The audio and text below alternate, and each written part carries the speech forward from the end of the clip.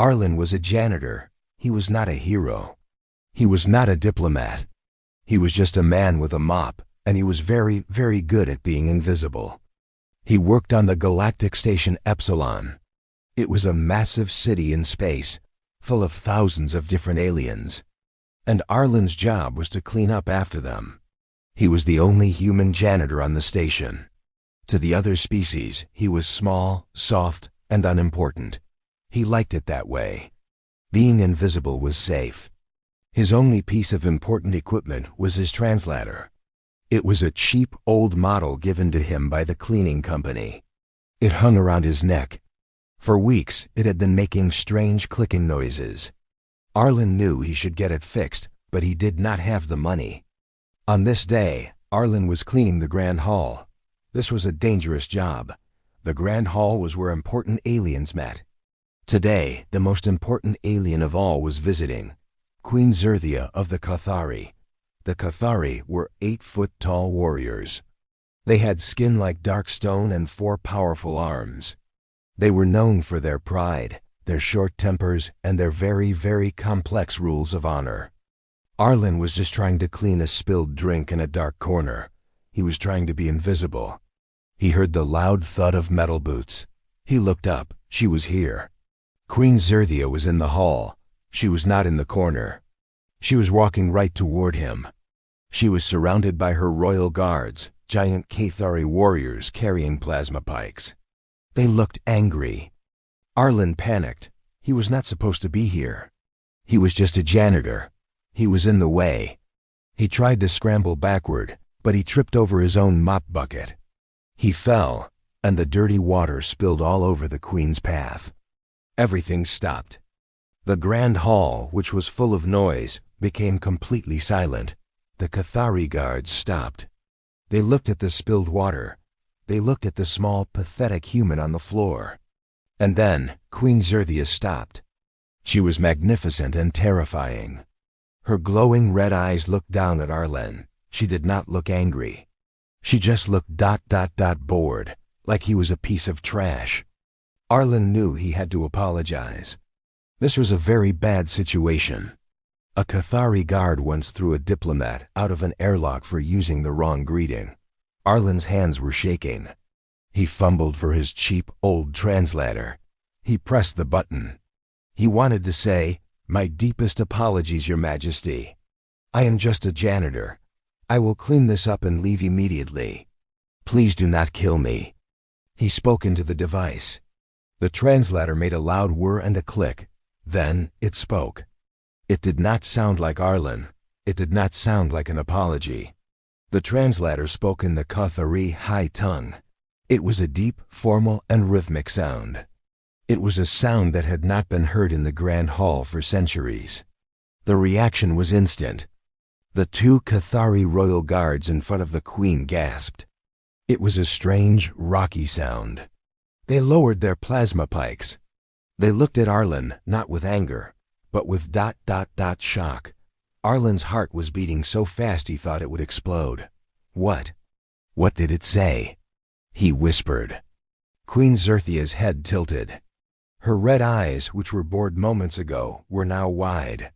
She stared at Arlan. She truly looked at him for the first time.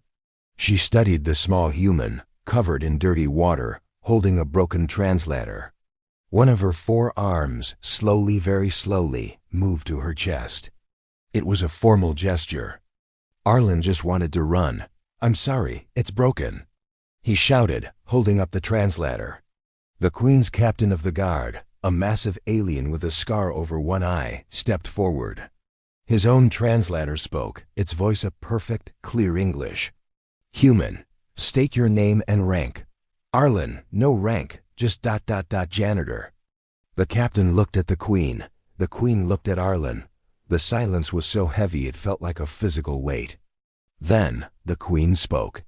Her own voice was deep, and it vibrated in Arlan's chest. Her personal translator activated. No being has spoken the words of the ancient vow. In 1,000 years, the Queen said. Her voice was not angry. It was confused. The vow is only for the highest warriors. For a king. She took one step closer. Arlan did not breathe. You are small. You are soft. You are not a warrior. Why? She asked. Do you speak the words of a marriage proposal to me? Arlan's blood ran cold. A what? You have offered me your life, your honor, and your future. You have invoked the Keith-Al-Vak, the life-bind, the queen said. No, Arlan shrieked, waving his hands. No, no, no, my translator. It's broken. It's broken. The queen stared at the broken device in his hand. She looked back at his terrified, honest face. A strange expression crossed her face. For a second, Arlan thought she was going to smile. She said, You are either the bravest being in the galaxy, or the most foolish. Foolish. I am very, very foolish. Arlan yelled. The queen was silent for one more moment. She looked at her guards, who were still in shock. She looked at the hundreds of important aliens in the hall, who were all watching. She was the queen. She could not be made to look like a fool. And she had been bored for so long. She made her decision. She looked directly at Arlan, the janitor. Her voice was clear and loud, so everyone in the hall could hear. Your proposal is unorthodox, but your bravery is noted. I accept. Arlan's brain stopped working. He just stared. Accept? The two royal guards did something impossible. They bent their massive rocky bodies. They bowed. They were bowing to him. All hail Arlan, the queen's chosen, the captain of the guard announced. His voice was loud like thunder. The grand hall, which had been silent, exploded with noise. Aliens were talking, shouting, and pointing. A small, soft human janitor was now the fiancé of the warrior Queen Zerthia. It was the biggest news in 100 years. No, wait. You don't understand, Arlan said, scrambling to his feet. He held up the cheap translator. Look, it's broken. See? Bad machine. He banged the translator against his hand. It made a sad squeak and a puff of smoke came out. The queen's captain grabbed Arlan's arm. Arlan's feet left the floor. The captain was not rough, but his grip was like steel. You will come with us, chosen one. We must prepare you. Prepare me? For what? Arlan squeaked, dangling in the air. For your new life, Queen Zerthia said. She had not moved. She just watched him with her strange glowing red eyes. She looked amused. Arlan was carried out of the grand hall. He was carried past diplomats, nobles, and ambassadors. They all stared at him. He was not invisible anymore. He was the most visible person in the galaxy. He was taken to the queen's personal warship, a massive black ship that looked like a mountain. He was put in a room that was bigger than his entire apartment. The furniture was made for 8-foot-tall warriors. The bed was as big as his cleaning cart. Please, Arlan begged the guards at the door. It was an accident. I'm just a janitor. I clean floors. The guards just bowed. As you command, Lord Arlan. We will have the floors cleaned. Arlan sat on the giant bed and put his head in his hands. This was a nightmare. He didn't want to marry a queen. He didn't want to be a lord. He just wanted his mop back. A few hours later, the door opened. 2 new Cathari entered. They were not guards. They were carrying fine, expensive-looking clothes. The queen requires your presence, one of them said. You must be dressed. The clothes were made of heavy black and red silks. They were, of course, made for a Cathari. When Arlan put them on, the tunic hung down to his feet, and the sleeves covered his hands completely. He looked like a small child playing dress-up. He was brought to the queen's private meeting room. She was standing by a large window, looking out at the stars. She was not wearing her armor. She wore simple dark robes. Leave us, she commanded her guards. The door closed. It was just Arlan and the queen. Arlan immediately dropped to his knees. Your Majesty, please. It was a mistake. The translator is broken. I was just trying to say I was sorry for spilling the water. I don't want to marry you. The queen turned. She walked toward him. She was so tall. She kneeled down, lowering her face to his. It was the most terrifying moment of Arlan's life. I know, she said. Arlan blinked. You know? Yes, the queen said. Her voice was quiet. Do you think I am a fool, human? The Cathal Vac must be spoken with a specific ritual. It must be declared, not mumbled. I knew it was your machine. Arlan felt a rush of hope. Oh, thank you. So you can just tell everyone it was a mistake. I can go back to my job. Queen Zerthia stood up. Her face became hard again. No, what? But why? The queen pointed a long stone-like finger at Arlan. You are Arlan, the janitor. You are small, weak, and you have no power. And that is why you are perfect. Arlan was completely lost. Perfect for what? For my other problem, the queen said. She paced the room. My court is full of ambitious males. The strongest is Lord Vrax. He is a powerful general. He has won many wars. And he believes he should be my husband. He wants to control my throne. She stopped and looked at Arlan. For months, he has been pressuring me. My own people were starting to demand I marry him to secure the bloodline. I was trapped. She then smiled. It was a scary, sharp smile. And then you fell over your bucket, she said. And your broken machine gave me an escape, you proposed. In front of the entire Galactic Council, my honor demanded I give an answer. So I accepted. Arlan was beginning to understand. And he did not like it. So what happens now? He asked. Now, the queen said, you are my official fiancé. Lord Vrax cannot challenge me because I am already taken. You have saved me from a terrible political marriage. Great, Arlan said. So I can go now, right? I'll be very quiet. The queen laughed. It was a deep, rumbling sound. No, human, you must stay my fiancé. If I break the engagement now, my honor is lost. Lord Vrax will say I am weak. He will challenge me for the throne, and he will probably kill me. And then he will kill you for your part in this. Arlan's blood ran cold again. Kill me? But I helped you. You helped me by accident, the queen corrected. We are now tied together, Arlan the janitor. You will play the part of my chosen one. You will stand by my side. You will smile and nod and wear those ridiculous clothes. In return, I will not let Lord Vrax kill you. This is crazy, Arlan said. This is politics, the queen replied. The door to the room suddenly opened. A massive Cathari warrior stood there. He was even bigger than the queen's guards. He had a long scar across his face, and his red eyes burned with pure hatred. He was Lord Vrax. He did not look at the queen. He looked down at Arlan, who was swimming in his silk clothes. Vrax sniffed the air. His translator spoke, his voice full of disgust. This is the great warrior who spoke the vow? This insect? Vrax took one step into the room, his 4 hands clenching into fists. I will crush him. Lord Vrax looked at the small human. Arlan was standing in clothes that looked like a child's costume. Vrax could break him with one hand. I will crush him, Vrax said again, his voice a low growl. You will not, Queen Zerthia said. Her voice was cold, like ice. She stepped between them. She was almost as tall as Vrax. He is my chosen. You will show him respect. Vrax laughed, a horrible choking sound. Respect? For that? He is not Cathari. He is not a warrior. He is filth.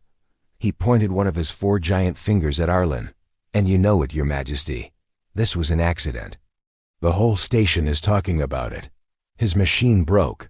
You are using this insect, to dishonor me. The room was suddenly very cold. Vrax had said the truth out loud. It was a direct challenge to the queen's honor. The queen's 4 hands slowly moved to the plasma blades on her belt. That is treason, Vrax. It is the truth, Vrax roared. He was too angry to be smart. I challenge you, not for the throne. I challenge you for him. A duel, here and now. If I win, he dies, and you will marry me, as you should have from the start. The queen was trapped. A Cathari duel, once issued, could not be refused without losing all honor. If she fought and lost, she would be forced to marry this monster. If she fought and won, her people would say she was a tyrant who killed her strongest general. Arlan looked at her face. He saw the trap. He was just a janitor, but he knew what being trapped looked like. This was a mess, and he was a janitor. He cleaned up messes. "Wait," Arlan said. His voice was a tiny squeak. Vrax and the Queen both looked at him, surprised he would speak. You can't fight her," Arlan said, his voice shaking. "She is your champion, insect," Vrax sneered. "She must fight for you." "No," Arlan said.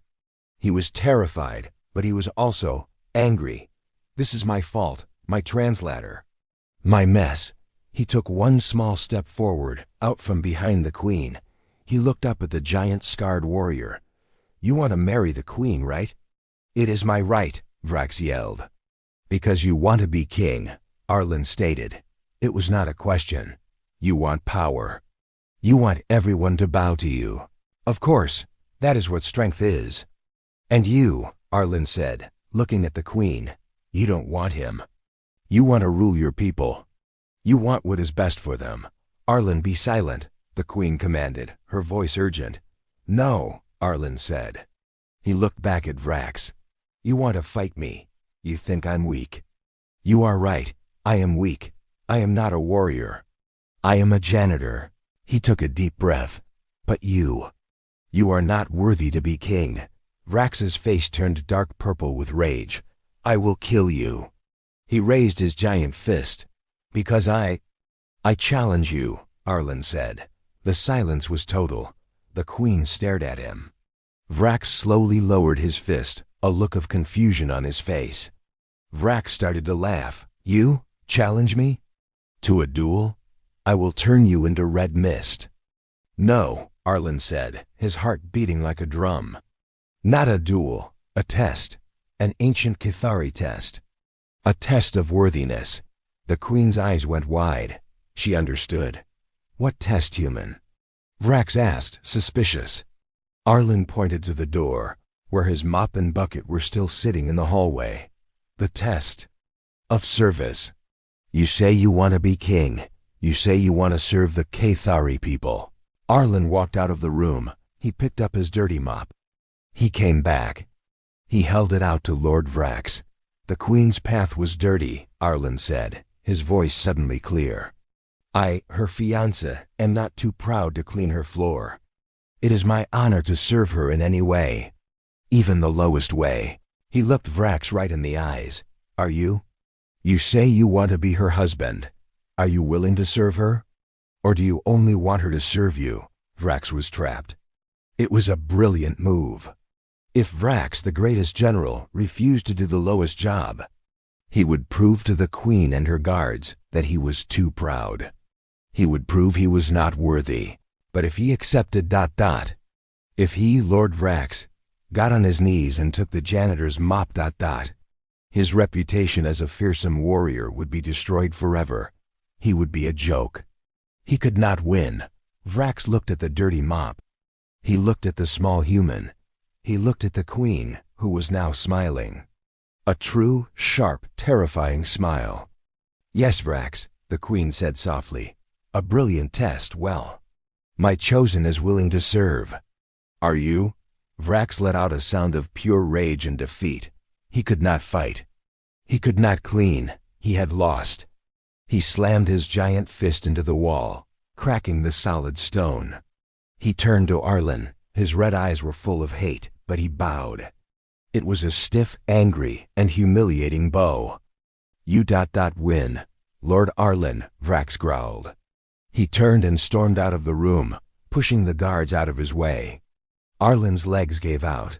He dropped the mop and fell to the floor, breathing heavily. He was alive. The Queen walked over and looked down at the small human. "That," she said, "was the most incredible victory I have ever seen. You did not use strength. You used ... humility. You, Arlan the janitor, you just saved my throne." I just wanted to go home," Arlan whispered from the floor. The Queen knelt down. Her red eyes were not scary anymore. They were kind. I am afraid, Arlan, that you are home. You can never go back.